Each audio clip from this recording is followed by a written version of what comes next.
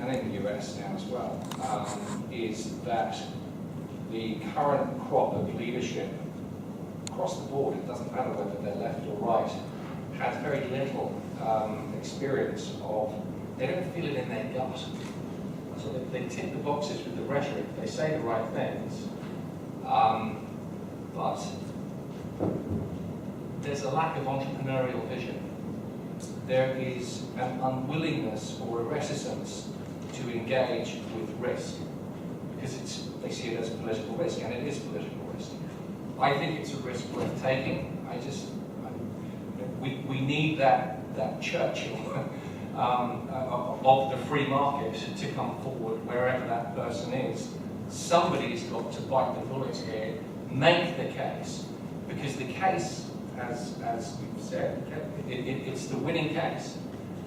It's just not being made convincingly enough, and I think for it to be made convincingly, it's got to come from somebody that's credible with making it. You can tell when a politician is saying something, whether it's really something that they know, that it's in the gut. That's what it takes to lead, and you can tell when it isn't. And I think that that's what's been lacking in recent times. And Luke Johnson, we managed to have a leaders' debate in the UK last week, in which in 90 minutes the words wealth creation weren't mentioned once, and the idea of where all of this money that politicians were going to spend, where it was coming from, wasn't raised at all. And that's a huge problem for us when it comes to this.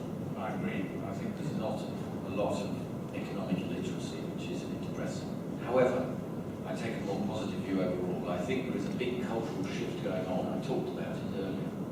I do think that the era of big business might have peaked.